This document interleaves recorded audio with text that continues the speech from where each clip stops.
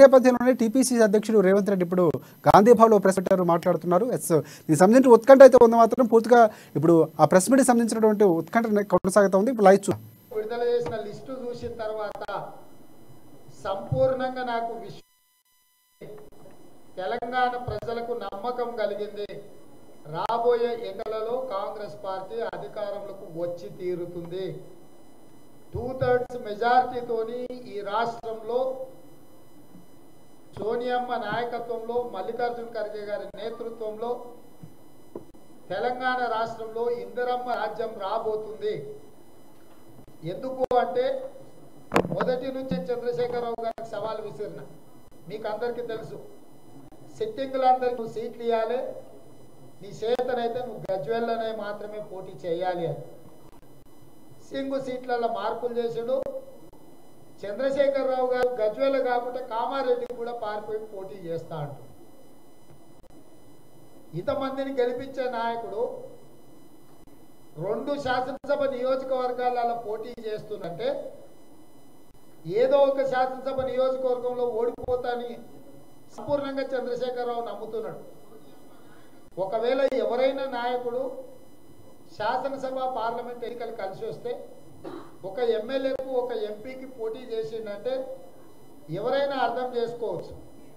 కానీ చంద్రశేఖరరావు స్వయంగా ఇటు గజ్వేల్లో అటు కామారెడ్డిలో పోటీ చేస్తున్నాడంటే చంద్రశేఖరరావు స్వయంగా తన ఓటమిని ఒప్పుకున్నాడు. తెలంగాణ రాష్ట్ర ప్రజలు ఎంత చైతన్యవంతులంటే ఎన్టీ రామారావు గారిని కల్వకుర్తిలో ఓడించారు. చంద్రశేఖరరావును కామారెడ్డిలో, గజ్వేల్లో 2 నియోజకవర్గాలలో ఈ రాష్ట్ర ప్రజలు ఓడించి తీరుతారు. ఇవాళ కామారెడ్డిలో పోటీ విషయం చంద్రశేఖరరావు పారిపోతుండు, కామారెడ్డికి వస్తుండు. కామారెడ్డిలో ఉన్న ఒక మైనారిటీ నాయకుడు మొదటి నుంచి మెజారిటీ ప్రజలతో మమేకమై మైనారిటీ ప్రజల యొక్క సంక్షేమం కోసం, అభివృద్ధి కోసం 40 సంవత్సరాలు యూత్ కాంగ్రెస్ ఎమ్మెల్యే టికెట్ సాధించి 1989 ఎమ్మెల్యేగా ఎన్నికై డాక్టర్ మర్రి చెన్నారెడ్డి గారి వర్గంలో మంత్రిగా బాధ్యత తీసుకొని ఆ రోజు నుంచి ఈ రోజు క్రియాశీలక రాజకీయాలలో పాల్గొంటూ ప్రజల యొక్క అభివృద్ధి కోసం కృషి చేస్తూ మైనకు 4% రిజర్వేషన్లు ఇచ్చి దాదాపుగా 50 ఇంజనీరింగ్ కాలేజీలు, మెడికల్ కాలేజీలు, డాక్టర్లను, ఇంజనీర్లను కావడానికి సహకరించి మైనారిటీ ద్వారా లక్షలాది మంది యువకులకు స్వయం కల్పించడానికి కృషి చేసి డాక్టర్ వైఎస్ రాజరెడ్డి గారి మంత్రివర్గంలో విద్యుత్ శాఖ మంత్రిగా తెలంగాణ రాష్ట్రంలో హైదరాబాద్ నగరానికి నిరంతర విద్యుత్తును అందించిన, తెలంగాణలో ఉండే ఆనాడు 18 లక్షల పంపు 9 గంటలు ఉచిత విద్యుత్తును అందించి రైతుకోవడానికి రాజశేఖర రెడ్డి గారు ముఖ్యమంత్రిగా 1173 కోట్ల రూపాయల రైతు విద్యుత్ బకాయిలను రద్దు చేసి రైతులకు ఉచితంగా విద్యుత్తునిచ్చి కొంతమంది రైతుల మీద ఆనాడు తెలుగుదేశం ప్రభుత్వంలో పెట్టిన అక్రమకి ఒక్క కలం పోటుతో తొలగించి గ్రేటర్ హైదరాబాద్ ఇన్ఛార్జ్ మినిస్టర్ గా అవుడు, అంతర్జాతీయ ఎయిర్పోర్టు, మెట్రో రైలు లాంటి అత్యంత కీలకమైన నిర్ణయాలలో తీవ్రమైన కృషి చేసి హైదరాబాదుతో నగరాన్ని పాత నగరం, కొత్త నగరం అని తేడా లేకుండా ఆపేసి రాజీవ్ స్వగృహ పేరు మీద పేదలకు ఇల్లు ఎంతో సేవలు అందించిన ఒక్క కాంగ్రెస్ పార్టీలో గోదావరి తాగునీటిని, కృష్ణా నది జలాలను ప్రజలకు అందించి దాహార్తిని తీర్చిన హైదరాబాద్ ఇన్ఛార్జ్ మినిస్టర్ షబ్బీర్ అలీ గారు ఎనలేని సేవల్ని చేసిండ్రు. ఈరోజు గజ్వేల్ నుంచి పారిపోవాలనుకుంటే నీ సొంత ఊరున్న చిత్తమడక సిద్దిపేట ఉంది, సొంత కొడుకున్న సిరిసిల్ల ఉంది. రంగారెడ్డికి పోయి ఒక మైనారిటీ నేత కాంగ్రెస్ పార్టీ నుంచి జాతీయ స్థాయిశీలక పాత్ర పోషిస్తే మైనారిటీలకు వ్యతిరేకంగా మంచి ద్రోహిగా మారి ఈరోజు కామారెడ్డిలో 2వ సీట్లో కూర్చున్నావంటే నీకు మైనారిటీల పట్ల ఉన్న కాంగ్రెస్ పార్టీలో ఉన్న నాయకులను భయపెట్టా లేకపోతే ఓడించాలను చేస్తున్న కుట్రను మైనారిటీ ప్రజలందరూ కూడా గమనిస్తున్నారు. తెలంగాణ రాష్ట్ర ప్రజలు చంద్రబాబు సిట్టింగ్లందరూ సీట్లు ఇవ్వకపోవడం, గజ్వేల్తో పార్టీలో పోటీ చేస్తున్నాడంటే చంద్రశేఖరరావు గారి ఎదురులో భయము ఓటమి స్పష్టంగా కనిపించింది. పేటలో బహిరంగ సభలో మాటలు, అదేవిధంగా పత్రికా సమావేశంలో ఆయన అభ్యర్థుల లిస్టు అప్పుడు. అందుకే ఈరోజు తెలంగాణ సమాజం అంతా చంద్రశేఖరరావు మాట్లాడుతున్నారని నిశ్చితంగా గమనిస్తుంది. కాంగ్రెస్ పార్టీ 200 పెన్షన్ ఇచ్చింది, నేను 2000, కాంగ్రెస్ 4000 ఇస్తున్నాయి. కాంగ్రెస్ పార్టీ మాటలు అంటది. చంద్రశేఖరరావుకు నేను గుర్తు చేయదలుచుకున్నా, 75 అప్పుడు 200% పైగా మేము పెంచితే 200 రూపాయలు అయింది. ఉచిత కరెంట్ ఇస్తామన్నప్పుడు బట్టలు ఆరేసుకోవాలని చాలా మంది వెటకారంగా మాట్లాడితే రైతులకు ఉచిత కరెంట్ ఇచ్చి స్పష్టంగా మాటకు నిలబడతాము అని చెప్పి కాంగ్రెస్ పార్టీ నిరూపించుకున్నది. రైతు రుణమాఫీ ఎవరైనా చేసి చంద్రశేఖరరావు అంటున్నారు, నీలాంటి దివాలకోరు దగులుబాజు రుణమాఫీ ఎవ్వరు చేయలే భూమి మీద. 2014 రూపాయల రుణమాఫీ చేస్తా అని 4 విడతలను నువ్వు కట్టినంత మితికే సరిపోయింది. రెండోసారి మళ్ళీ 1,00,000 రూపాయలు చేస్తా అని ఈ రోజు వరకు రుణమాఫీ జరగలేదు. 9,990 రూపాయలు లక్కీ నెంబర్ అన్నట్టుగా చూపిస్తుండు. ₹1 కలిపితే ₹2, 1,00,000 రూపాయల రుణమాఫీ చేస్తే 11,000 కోట్లు కావాలి. ఇప్పుడు మీరు ₹1 తక్కువ అనుకుంటున్నారు. ₹1 తక్కువతోని ప్రభుత్వము 11,000 కోట్ల ఈ రోజు మిగిలించుకున్నది. 90,999 రూపాయలు రుణమాఫీ చేస్తే ఒకవేళ ₹1,00,000 రుణం, ₹1,00,000 ఉన్నోళ్ళు 11,000 కోట్ల రూపాయలు. చంద్రశేఖరరావు అతి తెలివితేటలకి ఇది ఒక నిదర్శనం. మేము ఆనాడే 74,000 కోట్ల రైతు రుణమాఫీ చేసినాం, ఉచిత కరెంట్ ఇచ్చినాం, కల్వకుర్తి ఎత్తిపోతల పథకం కడతామని కట్టినాం, పాలమూరు రంగారెడ్డి ఎత్తిపోతలకు అనుమతి ఇచ్చినాం, చేవెళ్ల ద్వారా గోదావరి జలాలు తీసుకొచ్చి 16 లక్షల ఏళ్లకు నీళ్లు ఇస్తామని ప్రాజెక్టులు పనులు ప్రారంభించి ₹1,00,00,000 రూపాయలు ఖర్చు పెట్టినాం. 50 ఏళ్ల కాంగ్రెస్ అంటున్నాడు.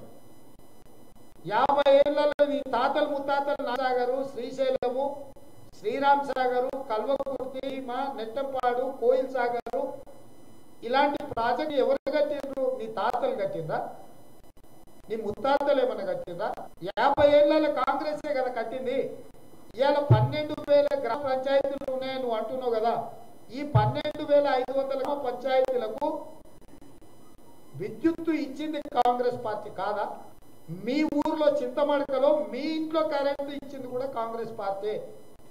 మీ ఇంట్లో నల్ల నీళ్ళు ఇచ్చింది కూడా కాంగ్రెస్ పార్టీ. మీ మడకలో నీళ్ళ ట్యాంకు కట్టింది కూడా కాంగ్రెస్ పార్టీ. నీ చింతమడక ఓటేసింది కాంగ్రెస్ పార్టీ.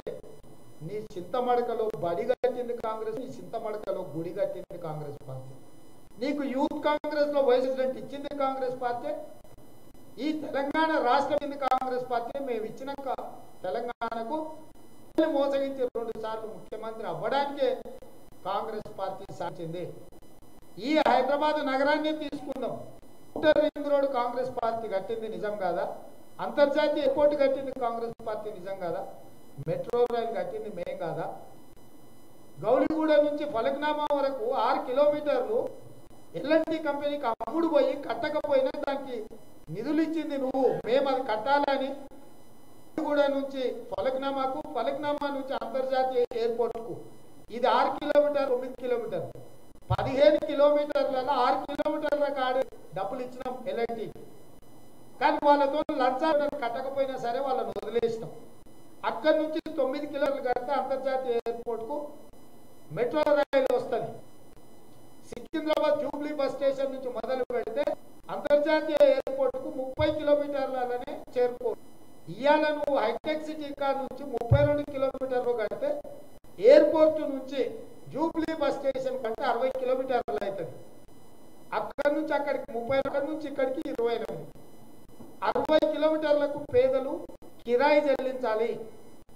అదే ఇటువైపు మేము ఇచ్చిన ప్రధాన షబీర్ అలీ గారు మంత్రిగా ఉన్నప్పుడు, జైపాల్ రెడ్డి గారు అభివృద్ధి శాఖ మంత్రిగా ఉన్నప్పుడు మేము అత్యంత జనసాంద్రత ఉన్న Jubilee bus station, Secunderabad railway station, Narayana ఈ ప్రాంతాలన్నీ, Kacheguda railway station, Gowliguda bus stand, Falaknuma, అదేవిధంగా ఎయిర్పోర్ట్కి ఈ ద్వారా మెట్రో రైలు కడితే అందరికీ ఉపయోగపడుతుందని మేము అనుకున్నాం.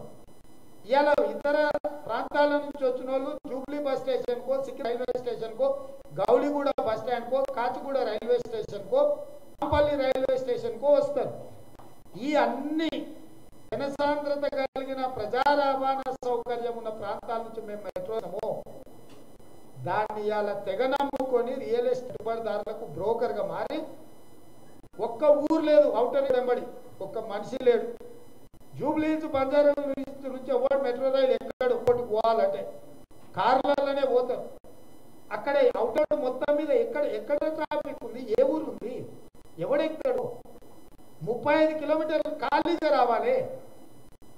ఇవాళ jubilee bus station, Secunderabad railway station, Nampally railway station, Kacheguda railway station, Gowliguda bus stand, Falaknuma railway station, అక్కడి నుంచి రైల్వే మెట్రోకి పోతే 100% కిక్కిరిసినట్టుగా మెట్రో రైలు నడిచే ఇవాళ దాన్ని చంపేసి ఔటర్ రింగ్ రోడ్డు చుట్టూత నీ బినామీల యొక్క వేలాది ఎకరాల భూముల కోసం, వాళ్ళ భూముల విలువ పెంచడానికి, శంషాబాద్లో నీ బంధువుల వేలాది ఎకరాల వెంచర్ కోసం ఇవాళ నువ్వు ప్రజాధనంతో నువ్వు ఔటర్ రింగ్ రోడ్ మెట్రో రైలు వేస్తున్నావు.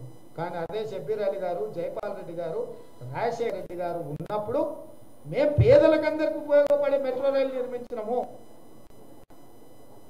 దేశంలోనే తలమానికమైన వడ్డానం లాంటి ఔటర్ రింగ్ రోడ్ తెలంగాణ నగర కాంగ్రెస్ పార్టీ ఇచ్చింది. Inner ring road Congress party కట్టింది. పివి నరసింహారావు ఫ్లైఓవర్ బ్రిడ్జ్, అత్యంత పొడుగైన ఫ్లైఓవర్ బ్రిడ్జ్ కాంగ్రెస్ పార్టీ కట్టింది. 50 ఏళ్ళ కాంగ్రెస్ పార్టీ ఏం చేసిందని మాట్లాడడానికి సిగ్గు లేదా కేసీఆర్? నీకు 80,000 పుస్తకాలు చదివినాను, ఈ మాత్రం కూడా ఈ 80,000 పుస్తకాలలో నీకు జ్ఞానం రాలేదా?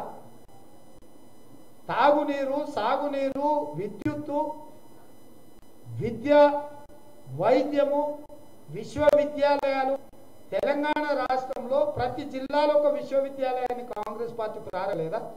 మహబూబ్ నగర్, నల్గొండ, కరీంనగర్, నిజామాబాద్ దగ్గర ఉస్మానియా, కాకతీయ యూనివర్సిటీలు, సెంట్రల్ యూనివర్సిటీలే కాకుండా ప్రతి జిల్లా కేంద్రంలో విశ్వవిద్యాలయాలను ఏర్పాటు చేసిన కాంగ్రెస్ పార్టీ కాదా?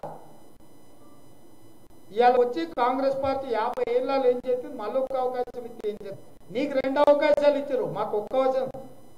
పదే స్పష్టం చెప్పినాం. ఉమ్మడి రాష్ట్రంలో సమైక్య పాలనలో జరిగిన నిర్ణయాలు సీమాంధ్ర పాలకులు చేసిండ్రు కాబట్టి తెలంగాణ కావాలని ఆ రోజు పొలిటికల్ చేసి కింద మనందరం కలిసి కొట్లాడినాం. ఆ ఏళ్ళ నీ చేతగాక కాడి కింద పడేసిండ్రు. జానారెడ్డి ఇంటికి వెళ్ళింది. కోదండరామ్ గారు కదా జేఏసీ చైర్మన్ గా ఉన్నది. మరి ఉమ్మడి రాష్ట్రంలో ఒకవేళ ఉన్న కాంగ్రెస్ పార్టీ కాపాదిస్తే ఉమ్మడి రాష్ట్రంలో 17 సంవత్సరాలు ఉంటే నువ్వు మంత్రిగా ఉన్నావు. ఉమ్మడి రాష్ట్రంలో ఉన్నప్పుడు నువ్వు కేంద్ర మంత్రిగా ఉన్నావు. ఈ పాపంలో నీకు లేదా? నువ్వు ద్రోహి కాదా? 2000 ముందు జరిగిన ప్రతి నిర్ణయంలో నువ్వు మంత్రిగా, కేంద్ర మంత్రిగా, పార్టీ అధ్యక్షుడు, నీ పార్టీ పెట్టినాక ఒకసారి కాంగ్రెస్ తో పొత్తు పెట్టుకుంటే, ఒకసారి తెలుగుదేశంతో పొత్తు పెట్టుకుంటుంది, మూడోసారి భారతీయ జనతా పార్టీకి పొత్తు పెట్టుకుంటుంది. 2004లో కాంగ్రెస్ పార్టీతో పొత్తు పెట్టుకుండు, 2009లో తెలుగుదేశం పార్టీతో పొత్తు పెట్టుకుండు, 2011లో భారతీయ జనతా పార్టీతో పెట్టుకుండు. 2009 ఎన్నికల్లో ఇక్కడ నుంచి ఇమ్మీడియట్గా వెళ్ళి నువ్వు ఎన్డీఏతోని అకాలీదళతో పోయి హర్యానాలో మీటింగ్లో పాల్గొనలేదా? సో 2014 కంటే ముందు జరిగిన అన్ని పాపాలల్లా నువ్వు ప్రత్యక్ష భాగస్వామివి. ఆనాటి పాపాలకు పాపాల భైరవుడివి, నువ్వే కారణము. ఆనాటి కాంగ్రెస్ పార్టీ 50 సంవత్సరాలలో స్పష్టంగా మళ్ళీ తెలంగాణ సమాజాన్ని చెప్పదలుచుకున్నా. శ్రీశైలం, నాగార్జున సాగర్, కల్వకుర్తి, భీమా, నెట్టంపాడు, కోయిల్ సాగర్, శ్రీరామ్ సాగర్, ప్రాణహిత చెవెళ్ల ప్రారంభం పనులు, పాలమూరు రంగారెడ్డి ఎత్తిపోతల పనులు ప్రారంభము, ఎలిమినేటి మాధవరెడ్డి ప్రాజెక్టు పూర్తి, శ్రీరామ్ సాగర్, ఇందిరా సాగర్, రాజీవ్ సాగర్ ఖమ్మం జిల్లాలో ప్రాజెక్టులు, హైదరాబాద్ నగరానికి కృష్ణా జలాలు, గోదావరి జలాల తరలింపు, అదేవిధంగా హైదరాబాద్ నగరంలో మెట్రో రైలు, హైదరాబాద్ నగరానికి ఔటర్ రింగ్ రోడ్డు, అంతర్జాతీయ ఎయిర్పోర్టు, 12,000 పైచిలకు గ్రామాలకు విద్యుత్తు, రవాణా రోడ్లు, నీళ్ళ ట్యాంకులు కాంగ్రెస్ పార్టీ ఇచ్చింది. ఇప్పుడు కూడా నేను సుడిగా సవాల్ విసురుతున్నా చంద్రశేఖరరావుకు, 50 సంవత్సరాలలో మేము ఏమేం చేసినామో మేము లిస్టు తీసుకోం. 50 సంవత్సరాలలో టోటల్ బడ్జెట్ తెలంగాణ టోటల్గా నేను మన ఒక రోజు లెక్కేసిన లెక్క మళ్ళా రేపో ఎల్లుండో మీకు చెప్తా. 1956 ఉమ్మడి రాష్ట్రం ఏర్పడ్డ తర్వాత 2014 వరకు మొత్తం 60 సంవత్సరాల బడ్జెట్ ఎంత? అందులో 42% దామాష ప్రకారం తెలంగాణ రాష్ట్రానికి వచ్చిన బడ్జెట్ నిధులు ఎంత? ఆ నిధులతోని మేము ఏమేమి అభివృద్ధి చేసినాం? 2014 నుంచి 2023 వరకు 10 బడ్జెట్లు 17.5 లక్షల కోట్లు, 5.5-6 లక్షల కోట్ల, 23 లక్షల కోట్లు నీ చేతిలోకి వచ్చింది నగదు. 23 లక్షల కోట్లతోటి తెలంగాణ రాష్ట్రంలో నువ్వు చేసిన నిర్దిష్ట అభివృద్ధి ఏందో చర్చిద్దాము. పెన్షన్ కనిపెట్టిందే కాంగ్రెస్ పార్టీ, పెన్షన్ ఇచ్చిందే కాంగ్రెస్ పార్టీ. ఉచిత విద్యుత్ ఇవ్వాలన్న ఆలోచన చేసిందే కాంగ్రెస్ పార్టీ, ఉచిత విద్యుత్ ఇచ్చి రైతులను ఆదుకున్నదే కాంగ్రెస్ పార్టీ. రైతులకు రుణమాఫీ చేయాలన్న ఆలోచన చేసిందే కాంగ్రెస్ పార్టీ, రైతులకు రుణమాఫీ చేసి చూపించిందే కాంగ్రెస్ పార్టీ. రైతులు పండించిన పంట దళారుల చేతుల్లో మోసపోతుంటే కనీస మద్దతు ధరను రైతులకు ఇవ్వాలన్న ఆలోచన చేసి కనీస మద్దతు ధర తీసుకొచ్చి చట్టబద్ధత కల్పించి రైతులకు ఎవరైనా కనీస మద్దతు ధర ఇవ్వకపోతే కేసులు పెట్టి లోన్ పెట్టి రైతులను ఆదుకున్న పార్టీ కాంగ్రెస్ పార్టీ. రైతులకు సబ్సిడీలో ఎరువులు ఇచ్చిన కాంగ్రెస్ పార్టీ, స్ప్రింక్లర్స్ డ్రిప్ ఇచ్చింది కాంగ్రెస్ పార్టీ, వ్యవసాయ పనిముట్లను సబ్సిడీ రేట్లలో ఇచ్చింది కాంగ్రెస్ పార్టీ.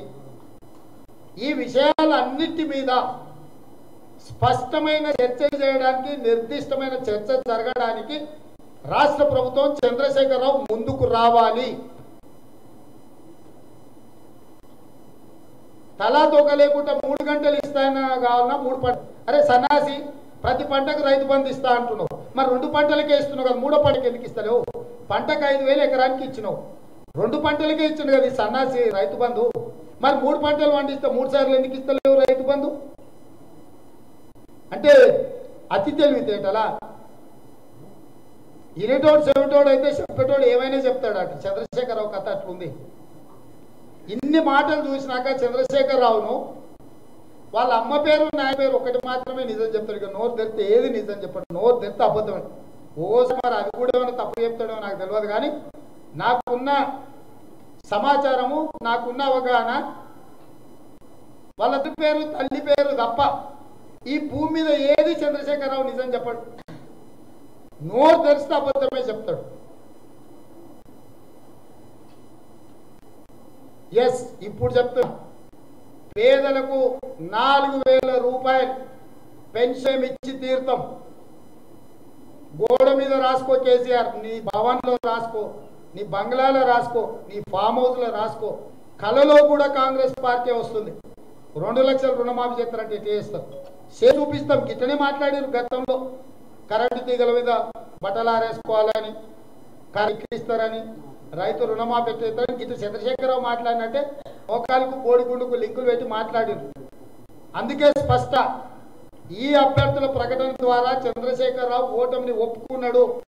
గజ్వేల్ నుంచి పారిపోయి కామారెడ్డిలో పోటీ చేస్తున్నట్టునే చంద్రశేఖరరావు ఓటమిని అంగీకరించినట్టు, సిట్టింగ్లను మార్చిందంటే చంద్రశేఖరరావు ఓటమిని అంగీకరించినట్టు. మొదటి నుంచి నేను విసురుతున్న సవాల్ ఇదే. సిట్టింగ్లందరికీ ఇవ్వాలి, గజ్వేల్లో మాత్రమే నువ్వు పోటీ చేయాలని. నువ్వు కామారెడ్డికి పారిపోతావు నేను మొదలే చెప్పిన. ఇవాళ కామారెడ్డికి పారిపోయాడు. నేను ఆయననే చెప్పిన, ఒక నిబద్ధత కలిగిన మైనార్టీ నాయకుడు ఉంటే ఆయన మీద పోయి నీ ప్రతాపం అంతా చూపిస్తున్నావు. కాంగ్రెస్ అంతా ఆయన అండగా నిలబడుతుంది. నీ పడతాం. మైనార్టీలందరూ కూడా ఈరోజు రాష్ట్రమంతా ఆలోచన చేస్తున్నారు. ఎవరి మీదకి పోతున్నాడు కేసీఆర్, ఎవరిని దెబ్బతీయాలని చూస్తున్నాడు. అందుకే ఈరోజు తెలంగాణ సమాజానికి విజ్ఞప్తి చేస్తున్నా, ఈ అభ్యర్థుల ప్రకటన ద్వారా చంద్రశేఖరరావు సంపూర్ణంగా తన ఓటమిని అంగీకరించడు. కొడుకు పారిపోతాడని అమెరికాకు పారిపోయి లిస్టు విడుదల చేసినప్పుడు ఇక్కడ లేడు. మన ఔటర్ రింగ్ రోడ్ ఐఆర్బి సంస్థతో అగ్రిమెంట్ అయింది. వచ్చిన పెట్టుబడుల వరకు విదేశాలకు పోయాడు.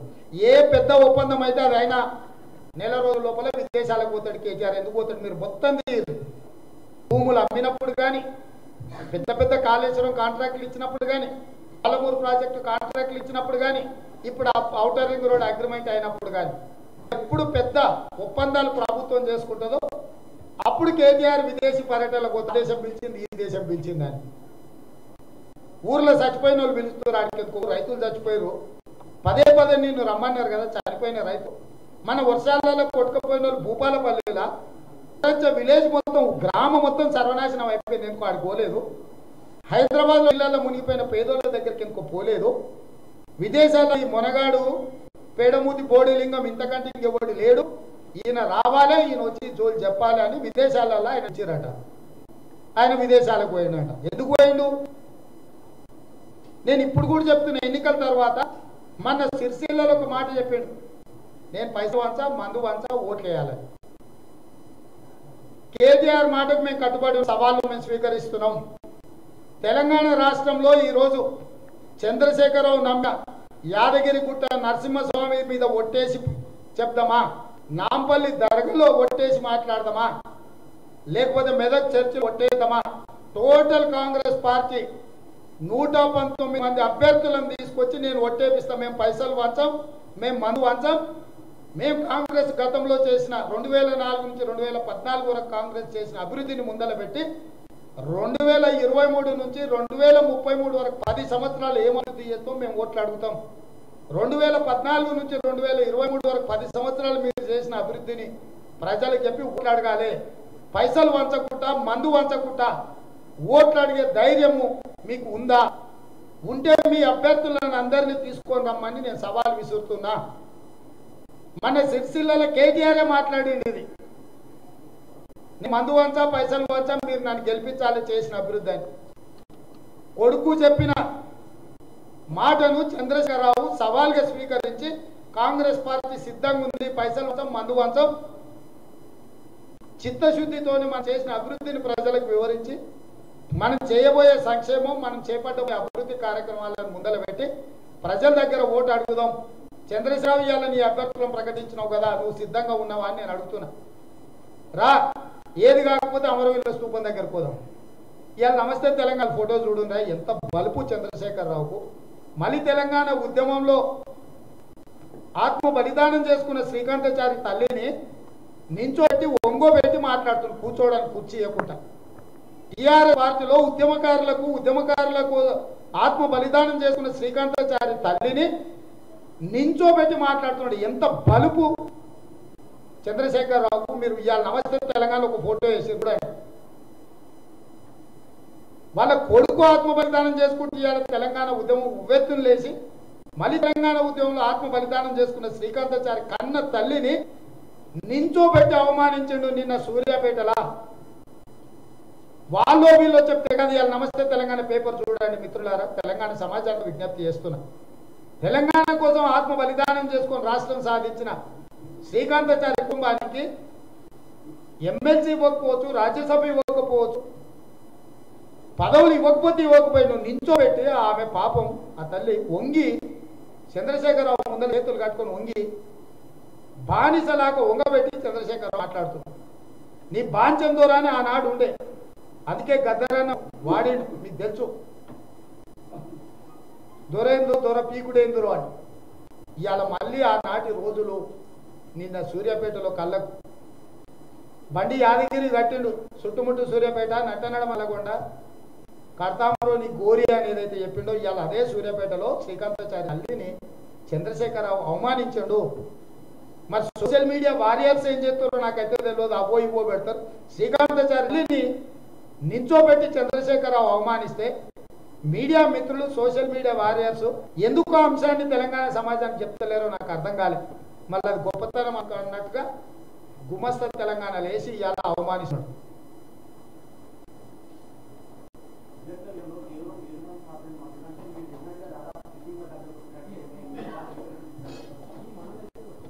ఆయన అన్నాడు కదా, నేను అభివృద్ధి చేసిన అందరికీ సిట్టింగ్లకు సీట్లు ఇస్తాను.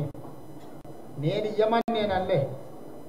చంద్రశేఖర్ సిట్టింగ్లందరికీ సీట్లు అని చాలా వేదికలలో మాట్లాడిండు. సిట్టింగ్లందరికీ సీట్లు ఇవ్వలేదు. ఆయన గజ్వేల్కే పరిమితం కావాలన్నాడు, పారిపోతాడని నేను ముందే చెప్పిన. కామారెడ్డికి పారిపోతాడని చెప్పిన కదా, చెప్పినా ఇలా కామారెడ్డికి పారిపోయాడు కదా. ఇప్పుడు ఆయన నిజంగా పారిపోతుంటే చింతమాడకు ఉంది కదా, అంటే రంగు తెలుసుకోవాల్సి చీల్చి చింతగడతాడని చింతమాడక ఉన్న సిద్దిపేటకోలేదా?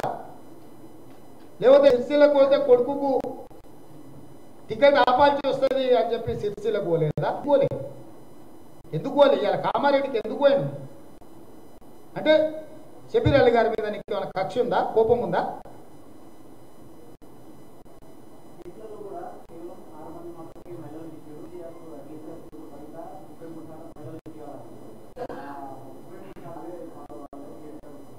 వాళ్ళందరూ దోడు దొంగలు, కూడు పుటాని, అయ్యోడు చెప్తాడు, బిడ్డోడు చెప్తాడు, తమ్ముడోడు చెప్తాడు, అల్లుడోడు చెప్తాడు. ఇవన్నీ దొంగలు.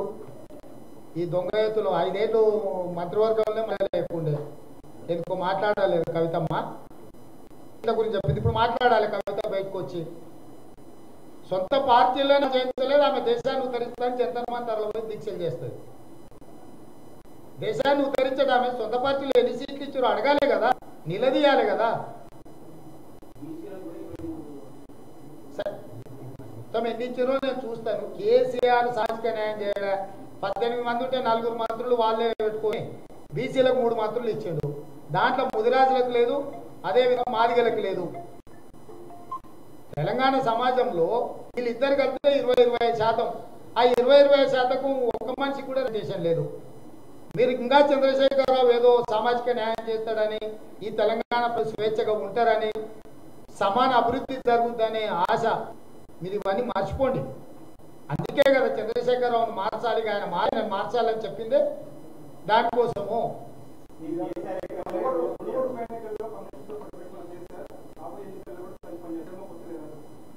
నేను మీకు ముందే చెప్పిన కదా, కేసీఆర్ అవసరం ఉన్నప్పుడు ఓడమాల అని అంటాడు, ఆ దాటంగానే తెప్ప దాటంగానే బోడిమాల అంటాడు అనేది ముందు నుంచి చెప్పిన. ఇప్పుడు కూడా వాడుకొని వదిలేసిండు. కరివేపాకులాక కమ్యూనిస్టులను తీసేసిండు. మరి కమ్యూనిస్టులు మునుగోడులో ఇక వాళ్ళంతా వీరులే. అంతకంటే ముందు సూదిరి పార్టీ, దబ్బడం పార్టీ ఏందుంది వీళ్ళు అన్నారు. మన హరీష్ రావు సిద్దిపేటలోనే చెప్పిండు, జెండాలు పట్టుకునేటోళ్ళు లేడు, అంగన్వాడీ వాళ్ళతో జెండాలు మోపిస్తారు కమ్యూనిస్టులు అని. ఇంత అవమానించినా కూడా ఇంకా చూరు ఏలాడుతున్నారు. అంటే ఇక అది వాళ్ళ ఇష్టం, మరి ఇక వాళ్ళు ఆలోచన చేసుకోవాలి. పోరాటాలలో డెఫినెట్గా స్వీకరిస్తాం. కమ్యూనిస్టుల అధికారం కోసం ఎప్పుడు తలపడరు. పాలకులను దించడానికి ఉపయోగపడతారు, ప్రజా సమస్యలు కొట్లాడడానికి ఉపయోగపడతారు. డెఫినెట్గా వాళ్ళు ఈ ప్రభుత్వం మీద తిరుగుబాటు చేయాలి. నమ్మి చేసిన చంద్రశేఖరరావుకు గుణపాఠం చెప్పాలి.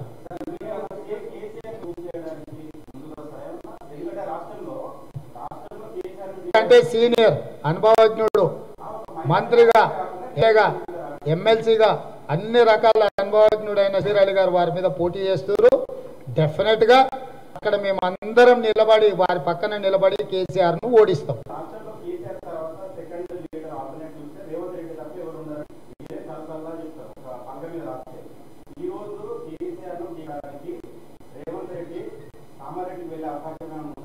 కార్యకర్తలు అందరూ కోరుకుంటే పార్టీ ఆదేశిస్తే ఏదైనా సాధ్యమవుతుంది.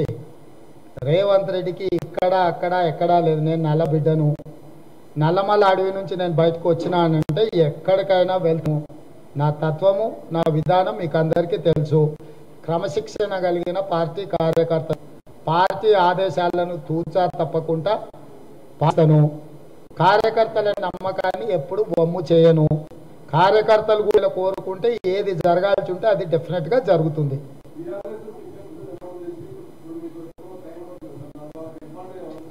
ఏముండదు అవన్నీ ఉత్తర మంత్రాలు. వర్షం పడకముందే నువ్వు దుక్కి దున్నేవనుకో.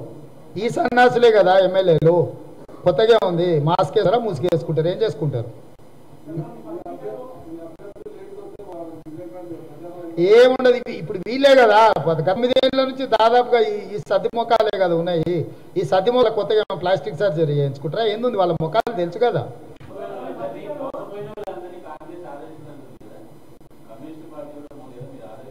నేను అనేది ఆయన మీద పోరాటం చేయమంటున్న మోసపోయిన వాళ్ళు. కాంగ్రెస్ ఆదరిస్తుంది, హక్కును చేర్చుకుంటుంది అనేది కాదు. మోసానికి లోనైన వాళ్ళు చంద్రశేఖరరావు మీద తిరుగుబాటు చేయాలి.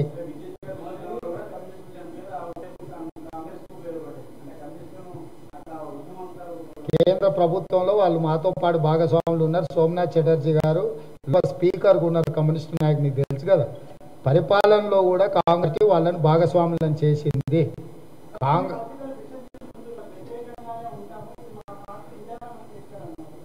డెఫినెట్గా చంద్రశేఖరరావు అనేట ఆయన పొలిటికల్ పార్టీ ఓన్డ్ మీడియా అంటే అవి కరపత్రాలు లాంటివి. వాటిని పెట్టుకుని ప్రజల పక్షాన నిలబడేటోళ్ళందరినీ ఆయన వ్యతిరేకిస్తాడు, వారిని ఆయన దూషిస్తాడు. అది ఆయన సహజ లక్షణము. వెనకటికి వరంగల్లో చెప్పింది కదా, గోతి తీసి మొత్తం మీడియా వాళ్ళు అందరినీ పాతి పెడతాయని. అసెంబ్లీలో కొత్త ఏర్పడ్డ అసెంబ్లీలో జరిగిన చర్చలో నాకు చంద్రశేఖరరావు పంచాయతీ పడ్డదే అక్కడ కదా. కొన్ని పేపర్ను 2 టీవీలను దృష్టిలో పెట్టుకొని నిషేధించాలి అని అంటే మా మీద వ్యతిరేకంగా చేసే టీవీలను కూడా అందులో చేర్చు, దానికి పక్షాన్ని వేయండి, మొత్తం ఆల్ పార్టీతో ఒక కమిటీ వేయండి, నిర్ణయం తీసుకున్నాం అన్నారు కదా. మొట్టమొదటి చంద్రశేఖరరావుకు నాకు కమిటీ హాల్లో పంచాయతీ. Yes please.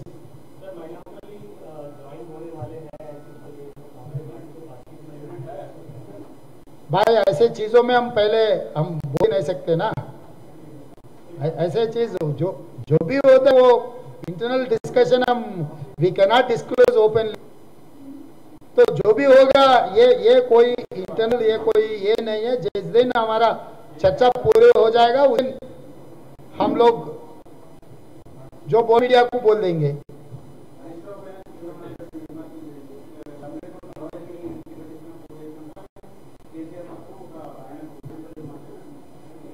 చూద్దాము. ఇప్పుడు మొదట తిరుగుబాటుకు కట్టబట్టుకున్నది హనుమంతరావు గారిలాగా అనిపిస్తుంది, మైనంపల్లి గారు.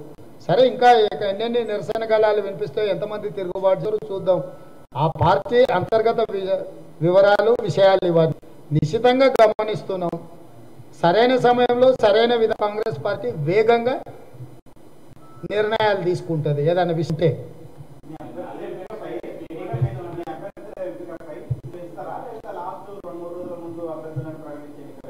మా విధానం మాకు ఉంటాయి. అభ్యర్థుల విషయంలో వ్యూహం ఉంటుంది, ఎత్తుగడ ఉంటుంది. వ్యూహాలు ఎత్తుగడలు కేసీఆర్ కంటిగా కాంగ్రెస్ పార్టీ చేస్తుంది. మాకు అనుభవం ఉంది. దాన్ని ఎప్పుడు ఏం చేయాలనో అప్పుడు సరైన సమయంలో సరైన నిర్ణయం కాంగ్రెస్ పార్టీ తీసుకుంటుంది.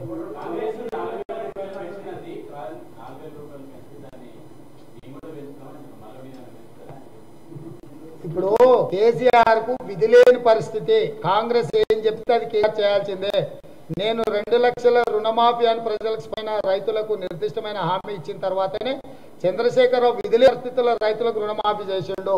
అయితే చారి ఇక్కడ నీకు మాట చెప్తా, నువ్వు వినాలి. ఇవాళ రుణమాఫీ చేసిన వాళ్ళందరినీ నేను విజ్ఞప్తి, ఎంబడే బ్యాంకు పోయి 2 లక్షలు తెచ్చుకోండి. డిసెంబర్ 9 నాడు నేను రాంగ్ చేస్తా. ఇవాళ చంద్రశేఖరరావు ఏమనుకుంటున్నా అంటే రుణమాఫీ చేసిన ఓట్లు పడతాయని. నేనేం చెప్తున్నా అంటే రుణమాఫీ అయిన వాళ్ళు అందరూ ఎంబడే పోయి 2 లక్షల రుణం తెచ్చుకోరి. డిసెంబర్ 9 నాడు నేను అవి మాఫీ చేస్తా. కాబట్టి రైతులందరికీ నేను విజ్ఞప్తి చేస్తాను, ఎంబడే పోయి బ్యాంకు పోయి లోన్లు తెచ్చుకోరి. వచ్చిన ఎంబడే నేను రుణమాఫీ చేస్తా.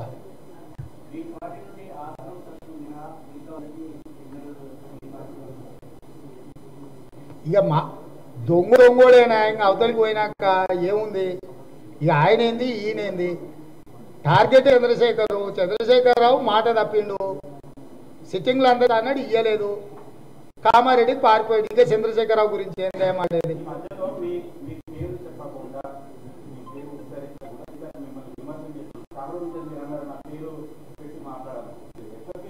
ఇప్పుడు కూడా చెప్తున్నా చంద్రశేఖరరావుకు నా పేరు తీసుకునేంత ధైర్యం లేదు సూటిగా నా కళ్ళలో చూసే శక్తి కూడా లేదు అందుకే నా కళ్ళలో చూడడు నా పేరు తీయడు అది రాష్ట్ర ప్రజలందరికీ తెలుసుకోవాలి రాజుకు తెలియకపోతే రాజు కూడా తెలుసుకోవాలి ధన్యవాదాలు